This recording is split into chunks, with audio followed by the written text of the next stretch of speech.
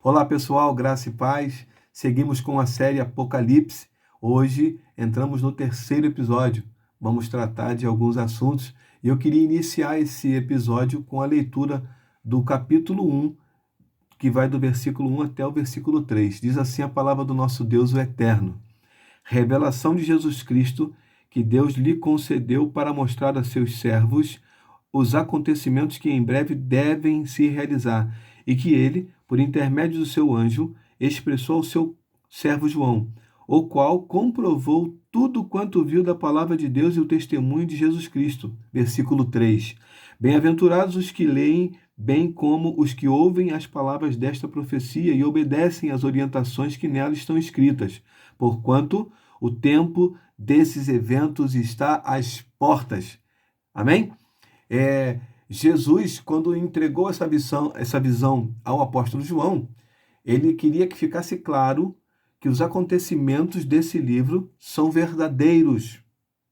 Nós iniciamos, no primeiro e segundo episódio colocando algumas coisas a respeito desse livro, e dentre essas coisas que nós colocamos, sinalizamos que algumas coisas são literais, ou seja, são profecias, vão acontecer de fato, e outras são simbólicas. A gente vai tentar fazer uma separação entre uma coisa e outra, mas aqui Jesus alerta que essas palavras, o que está contido nesse livro é verdade, vai acontecer.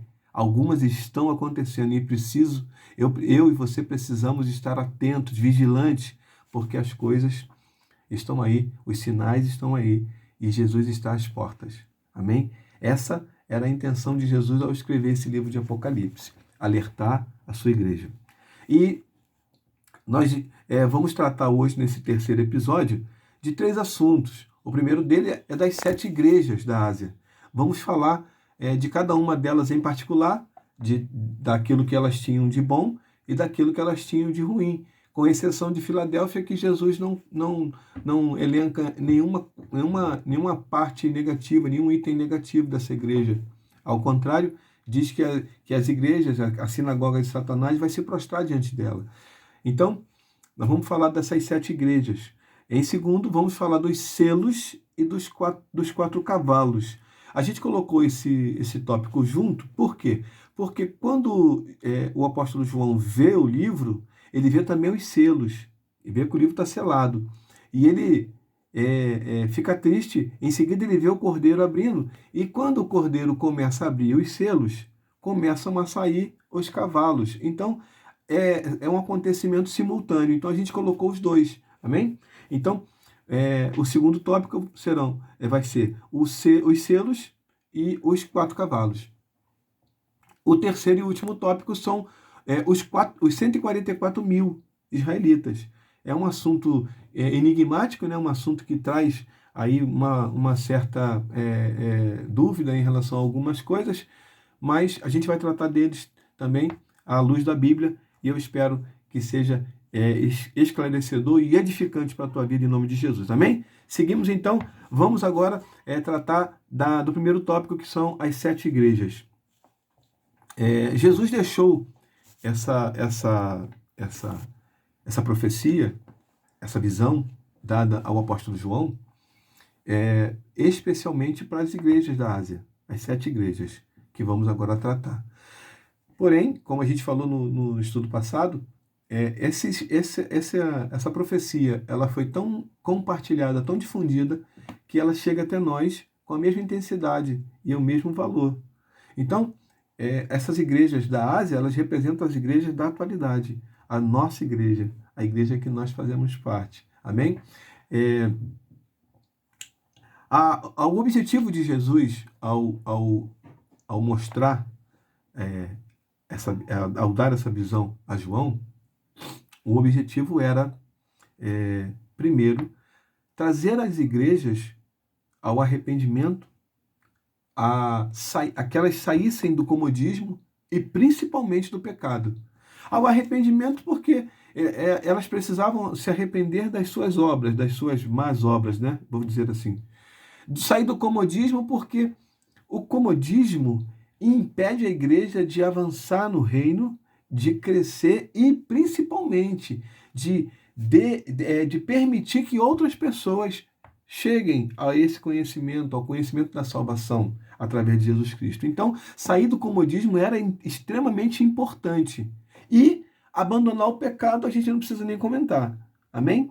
Então, Jesus manda o apóstolo escrever essas visões com esse objetivo de mudar o quadro caótico, né, que essas igrejas estavam. Eu sempre falo, com exceção de Filadélfia, porque Filadélfia é apenas elogiada, né, por Jesus. Então, Jesus tinha esse objetivo, tirar as igrejas desse marasmo, desse comodismo. Hoje, a missão não muda, é a mesma coisa. É preciso sair desse comodismo, desse marasmo e partir para fazer aquilo que Deus colocou nas nossas mãos. Evangelizar, trazer pessoas para o reino, abrir os olhos do entendimento dessas pessoas que estão em trevas, que estão perdidas em pecados, que estão sem esperança. Essa é a nossa missão. E a missão de João não era diferente. Então, as igrejas aqui, quando a gente fala igreja, a gente está falando de pessoas. Ainda que seja, ainda que a menção aqui fosse feita à igreja, a quatro paredes, nós estamos falando de pessoas, porque as pessoas representam essas igrejas, formam essas igrejas. A reunião dessas pessoas vai formar essas igrejas. Então, logo, essas igrejas, a gente tem que entender que não são quatro paredes, né? Não, de maneira nenhuma. Ainda que a visão que Jesus dá ao apóstolo João seja de uma determinada igreja, de uma determinada região, Jesus estava falando de pessoas, porque o comportamento, a mudança que ele esperava e espera da igreja não é das paredes serem mais bonitas, mais pintadas, mais decoradas, não. Mas a mudança é em nós, em mim e em você. Então, essa visão que o apóstolo o apóstolo João tem, é uma visão que chama essas igrejas a uma prática de santidade, chama essas igrejas a um caminho, né? A um caminho diferente do que elas estão trilhando, porque os acontecimentos, eles estão assim, a cada vez mais se estreitando. Não é assim que tá? Cada vez mais a gente vê as coisas acontecendo. E há que se ter uma atenção maior nessa questão da santidade. Porque as igrejas, elas caminham, algumas a gente fica até meio atônito, né? Porque você olha e fala, não é possível que essa igreja fez isso. Porque parece que elas estão lidando com alguma coisa secular, alguma coisa que não vai trazer nenhum tipo de dano espiritual eterno. Elas lidam como se fosse um negócio, enfim. Jesus estava falando aqui para essas igrejas que elas precisavam voltar ao caminho da santidade. Voltar ao caminho da santidade. A primeira igreja que é mencionada é a igreja de Éfeso. A igreja de Éfeso tinha um trabalho muito árduo, perseverava, uma igreja tolerante, que não tolerava a prática maldosas. Então, uma igreja que tinha um trabalho muito, muito bom.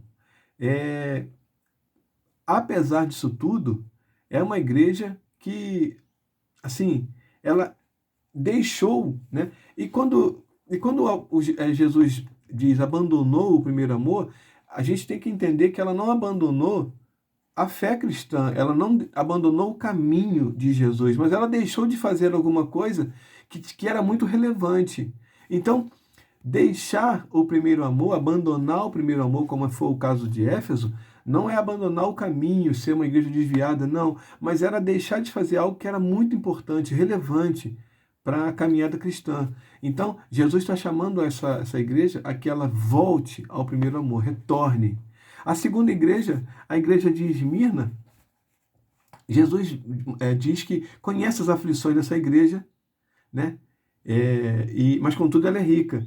E mesmo é, com muita aflição e muitas dificuldades, existiam pessoas que eram chamadas, se consideravam judeus, mas não eram. Eles blasfemavam de muitas coisas, e aí Jesus até se sinaliza chamando de sinagoga de Satanás. Essa igreja, ela é chamada a essa responsabilidade. Pérgamo é a terceira igreja. A igreja de Pérgamo estava num lugar difícil. Apesar de estar num lugar difícil, apesar de ser uma igreja com muitas dificuldades assim locais, né, devido à região que ela se encontrava, ela não abandonava a fé. Não abandonava a fé. Ela permanecia firme, sabe? Ela ficava firme na presença de Deus. Porém, algumas pessoas dessa igreja, elas seguiam práticas, né, heréticas. A doutrina de Balaão e a doutrina dos nicolaítas eram práticas heréticas, e algumas pessoas dessa igreja de Pérgamo, elas tinham essas práticas, e Jesus estava condenando. A igreja de Tiatira, essa igreja era considerada assim uma igreja que tinha amor, tinha fé, perseverança. Tudo isso é uma igreja, eram obras dessa igreja de Tiatira.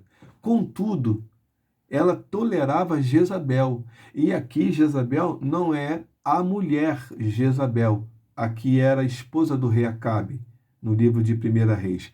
Mas é a conduta dessa mulher, que era uma conduta imoral, né? Uma conduta assim, idólatra. Então ela tinha, essa igreja, apesar de ser uma igreja de amor, de fé, de perseverança, ela tinha essa prática, tolerava essa prática. A quinta igreja, a igreja de Sardes, Jesus tinha encontrado integridade nessa igreja. Jesus encontrou assim algo que era assim muito muito valioso, que era a integridade. Mas contudo, essa igreja que se dizia viva, ela estava morta. Apesar de ser uma igreja íntegra, ela estava morta. O que pode ser? O que a gente pode entender com ser uma igreja morta? Uma igreja sem alguma coisa que vai fazer a diferença. Porque um morto, ele está ali, ele pode ter sido considerado íntegro, mas ele não tem mais assim uma relevância, ele não faz mais nada que seja importante. Então essa igreja foi considerada por Jesus uma igreja morta, e ela precisava voltar. A sexta igreja, a igreja de Filadélfia, a gente nem vai comentar, né? Porque foi uma igreja que Jesus viu as obras, Jesus percebeu que era uma igreja que se esforçava, que fazia tudo que precisava ser feito para que o pecador fosse alcançado. É uma igreja que, sabe, trabalhava, que tinha nas suas mãos a obra do Senhor, e ela não se eximia de fazê-la. Ela ia em frente. A sétima igreja, Laodiceia, essa daqui é uma igreja que requer uma certa atenção. Jesus chama essa igreja de morna, não é crente nem fria, é morna. Muita gente pensa que ser morno é não ser nem crente, que fala, que grita, que tal, e nem ser frio, que é uma igreja que não bate palma, que não é nada disso, tem nada a ver com isso. Morno é porque essa igreja estava localizada numa região em que tinha águas que eram térmicas e medicinais. Essas águas eram águas mornas. Se um viajante passasse por ali, e era comum isso acontecer, ele não podia saciar a sua sede. Então essa água não prestava.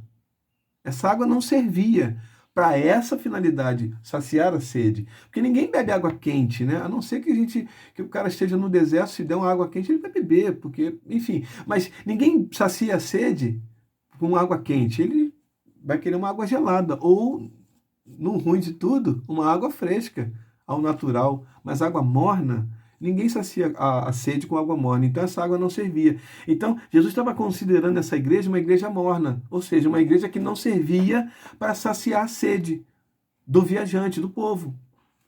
Então, essa igreja Jesus considerou, está aqui, ó, miserável, digna de compaixão, pobre, cega e nu. Jesus chama essa igreja ao arrependimento, especificamente ao arrependimento. Eu até fiz um vídeo falando sobre esse versículo, que esse versículo fala exatamente dessa igreja, desse tipo de pessoa, que faz, que fica desse jeito. Aí no versículo 20, capítulo 3, versículo 20, Jesus chama essa igreja ao arrependimento. E está falando para crente. Aqui a gente está falando, a gente mostrou que não era sobre uma pessoa que estava para se converter, mas era uma pessoa crente. Aqui está dizendo assim, ó, eis que estou à porta e bato. Se alguém, condicional, se alguém ouvir a minha voz e abrir a porta, entrarei em sua casa e cearei com ele e ele comigo. Então, Jesus está chamando essa igreja ao arrependimento, porque essa igreja abandonou tudo. Ela deixou de fazer tudo que era importante na obra do Senhor.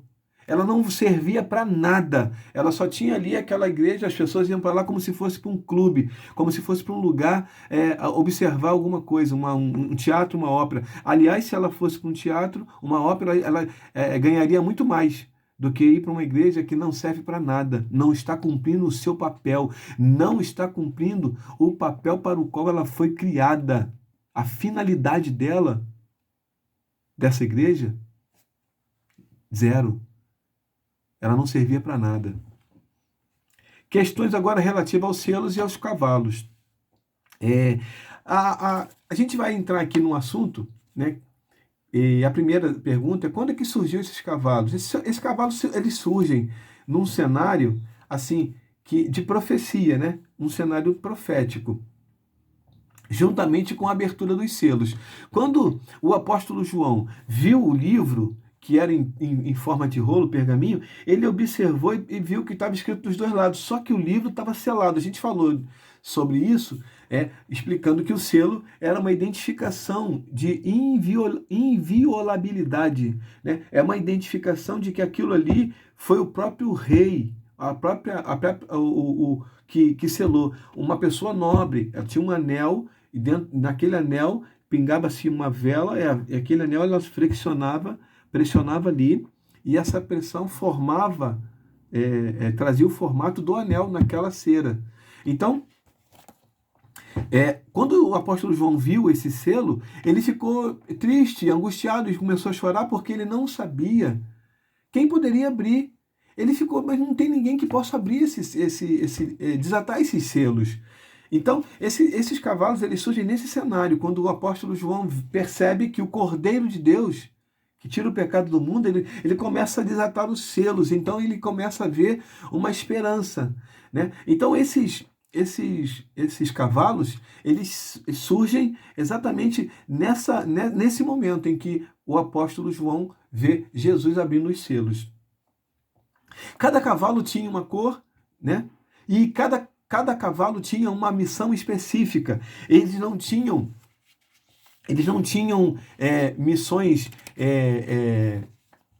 iguais. Eles tinham cada uma missão diferente. E esses cavalos eles traziam, começavam a cumprir o juízo de Deus sobre o mundo.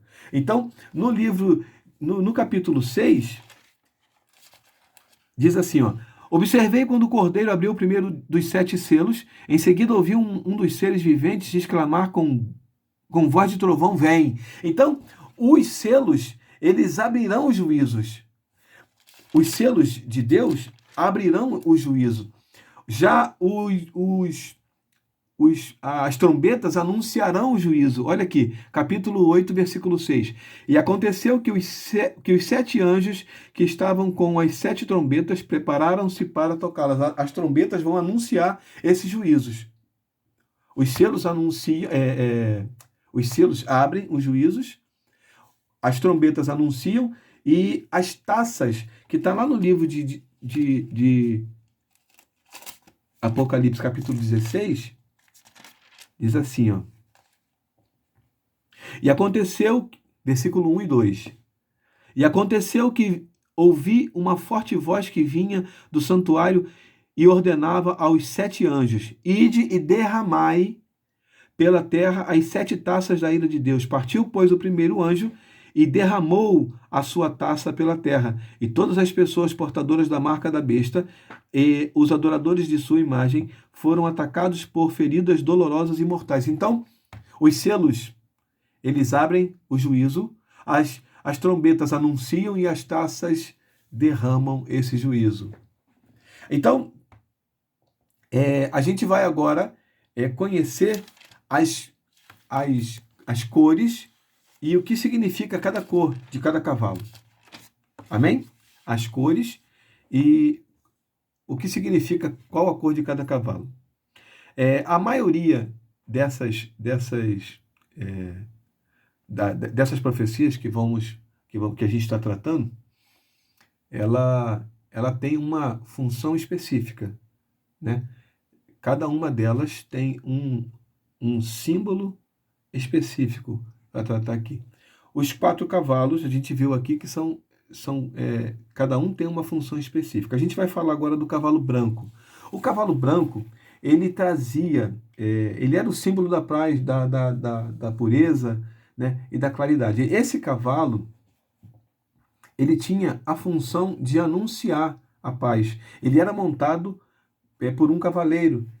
E aqui a gente acredita, né, nesse livro, profeticamente, que esse cavaleiro era o anticristo, que apresentava ser o próprio Messias, que apresentava uma paz. Ele seria, né, considerado aí, ele estava querendo se colocar como o príncipe da paz, como aquele que vai trazer a paz total. E esse cavalo, esse cavaleiro não pode ser confundido com o cavalo que está no livro de Apocalipse, capítulo 19. O primeiro cavalo que nós falamos aqui, esse cavalo branco, ele é o anticristo. Agora, já o cavalo do livro de Apocalipse 19, ele é o Senhor Jesus, ó. Então olhei e eis que vi os céus abertos e diante de mim um cavalo branco cujo cavaleiro se chama Fiel e Verdadeiro. Ele é responsável por julgar e guerrear com justiça. Então, existem 2 cavalos brancos no livro de Apocalipse. O primeiro cavalo branco, ele é montado pelo cavaleiro que é o anticristo. O segundo cavalo branco, ele é montado pelo cavaleiro que é o próprio Senhor Jesus. Então, a gente não pode confundir, né, esses 2 cavalos. Apesar desse cavalo branco anunciar a paz, a gente não vai provar dessa paz nem o advento desse cavalo branco. Ele vai trazer uma falsa ideia de paz. Ele vai trazer alguma coisa que não é verdadeiro, mas que ilusoriamente as pessoas vão acreditar como sendo verdadeiro. Então, esse cavalo branco, ele tem a intenção de trazer paz, mas na verdade ele não vai trazer paz. O segundo cavalo é o cavalo de cor vermelha, que representa o sangue e a guerra.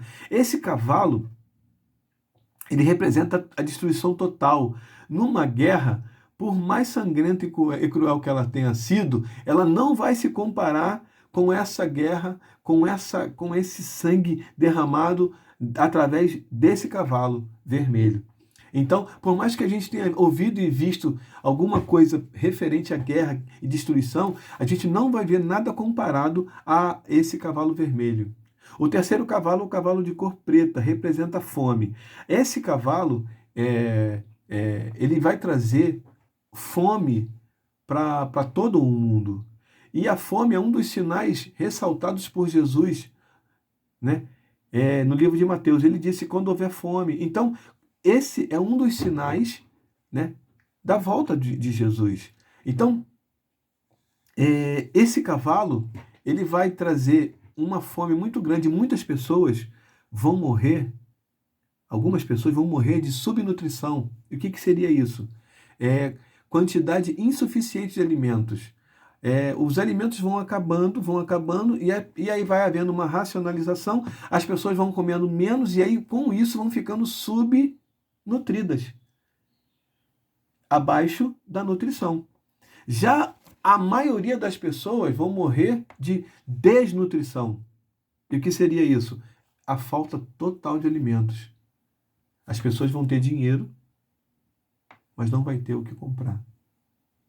As pessoas vão ter o dinheiro, estão com fome, estão precisando, mas vão procurar e não vai ter onde comprar. Então esse cavalo preto, ele vai ter assim, vai trazer assim muita dor, muito sofrimento, fome, e muita gente vai morrer de fome. O quarto cavalo, identificado pela cor amarela. Esse cavalo, nesse panorama profético, ele representa a morte. Aqui, literalmente, tá? Porque nos outros, a gente vai ver alguma coisa acontecendo. Por exemplo, o cavalo preto trouxe fome e, em consequência, as pessoas morreram por causa de subnutrição ou desnutrição. Aqui é diferente. O cavalo amarelo, ele não traz algo que vai provocar a morte, ele traz a morte. Você entende? Então, esse cavalo amarelo, ele vai, por causa de muita guerra, por causa de muita material bélico, a tecnologia, ela é uma bênção, ela é excelente, mas essa mesma tecnologia que a gente utiliza, né, que a gente vê fazendo coisas assim extraordinariamente boas, essa mesma tecnologia ela pode ser utilizada para o mal. Por exemplo, a gente tem a senha do banco, né? E aí você vê que quando uma pessoa, um hacker, consegue identificar a sua senha ou a senha de qualquer outra coisa e ele invade o sistema, essa tecnologia que era para ser bênção para nós, ela se tornou uma coisa ruim, porque o cara usou para fraudar. Então, essa tecnologia, esse armamentos assim gigantesco, eles vão provocar uma quantidade imensa, milhões de pessoas vão ser assim consumidas em fração de segundos. Por quê? Porque por causa da tecnologia, por exemplo, uma bomba atômica da vida, né? Ela é capaz de destruir assim. Então, esse cavalo branco, esse cavalo amarelo, ele tem a missão é, é, de trazer a morte de milhões de pessoas. E esses quatro cavalos juntos, eles vão dizimar a quarta parte da população mundial. A quarta parte da população mundial vai desaparecer por causa desses cavalos. E esses cavalos, a gente vai perguntar aqui e vai ver. Esses cavalos, eles são literalmente na forma que nós conhecemos? Provavelmente não. Por quê? Porque antigamente a figura do cavalo era associada à guerra, à força, à intrepidez, à conquista. Então, o livro de João, perdão, o livro de Apocalipse é mencionado, ele menciona cavalos porque está associado a tudo isso que a gente vai ver. Pode ser que a figura do cavalo seja literal, pode ser que não, mas provavelmente não. Mas isso é só um detalhe. A verdade é que esses quatro cavalos eles vão trazer destruição e vão trazer assim tempos muito difíceis para a população. E só uma coisinha aqui. E por que eu estou falando tudo isso? E no início eu disse que não é para a gente ter medo, não é para a gente ficar aterrorizado, porque isso aí traz terror. Você deve estar pensando, algumas pessoas estão ouvindo e falando, meu Deus, eu fico com medo disso tudo. Porque o que você tem que ter na cabeça é que Jesus, ele separou para você, que serve a Ele, para mim, que sirvo a Ele, o céu.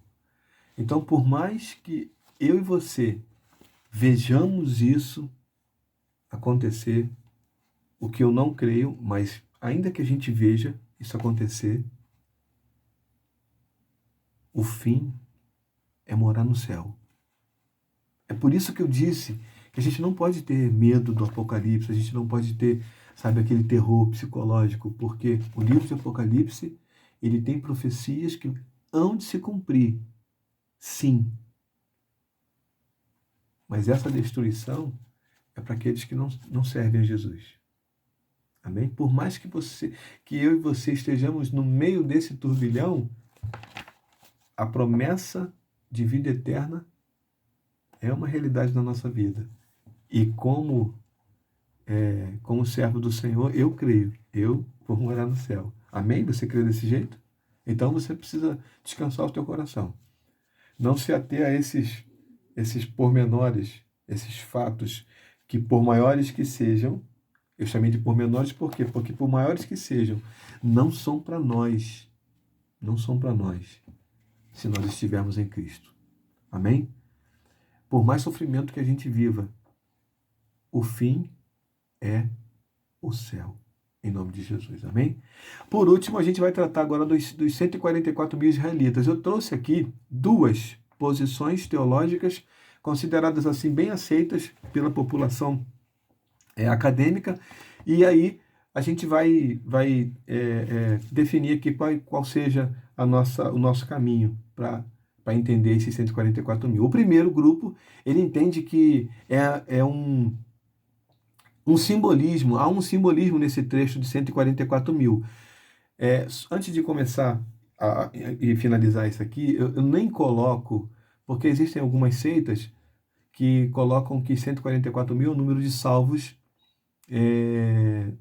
e se a gente considerar isso, essas próprias seitas que pregam que 144 mil é o número de salvos, já estão errando, porque existem seitas que pregam isso e o número de adeptos, de seguidores dessas seitas já passa de 144 mil. Então, eu não sei como é que vai ser feito, qual o critério que vai ser utilizado para escolher esses 144 mil, tendo em vista que algumas dessas seitas já têm muito mais do que 144 mil seguidores. Então, não sei como é que eles vão explicar isso. Mas, enfim, essa aí a gente nem vai comentar, amém? Eu vou colocar aqui para você duas posições teológicas que normalmente são aceitas. A primeira delas é que esse trecho equivale a um símbolo.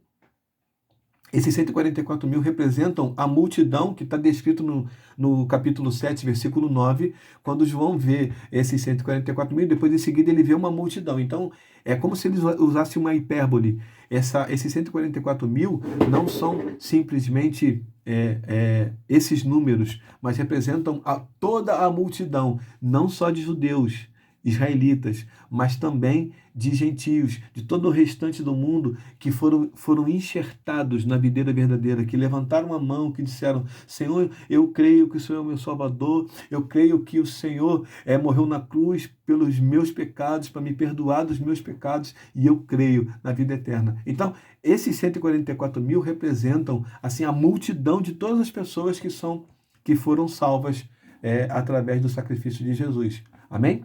E por último, a segunda posição diz que Deus vai escolher 144 mil das tribos de Israel para testemunhar na terra, né, acerca na grande tribulação, acerca daquelas pessoas que ainda não reconheceram Cristo, principalmente os judeus. Então, essa aliança que os judeus vão fazer com o anticristo vai trazer a missão de pregar para esses judeus. E essa missão está nesses 144 mil judeus, né, das tribos de Israel, que vão ter essa missão de pregar para essas pessoas. Porque depois da dispersão, né, cerca de 132 depois de Cristo, eles começaram a viver em outras nações, os judeus. Logo, esses judeus, eles falam mais de uma língua, né? Então, eles são poliglotas, eles vão ter facilidade de pregar o evangelho aos seus contemporâneos, aos seus patrícios, aos seus conterrâneos, para que eles possam reconhecer Jesus. Então, essa posição teológica diz que Deus vai escolher 144 mil dentre as tribos de Judá, dentre as 12 tribos de Judá, para que eles possam testemunhar diante de todas as nações, né, diante dos judeus, para que eles possam se converter e assim reconhecer o verdadeiro Messias. E assim descartar o Messias falso, o anticristo, o falso profeta, e reconhecer o verdadeiro Messias que está às portas, né, que está chegando. Essa missão é para esses 144 mil. Amém? Chegamos então ao final desse terceiro episódio, lembrando que na quinta-feira a gente vai entrar no quarto episódio. Esse quarto episódio, eu te convido a prosseguir firme. Não desista, não desanime no meio do caminho. Eu sei que às vezes o tempo...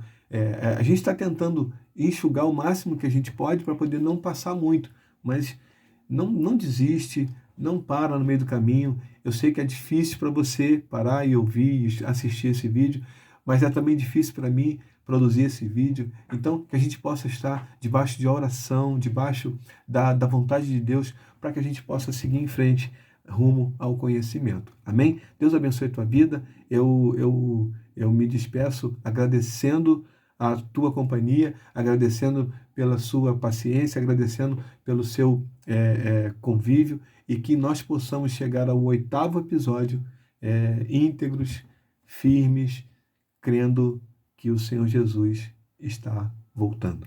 Amém? Deus abençoe a tua vida. Tenham todos um excelente dia e que possamos na quinta-feira estar juntos para estudar o 4º episódio em nome de Jesus. Amém? Deus abençoe a todos.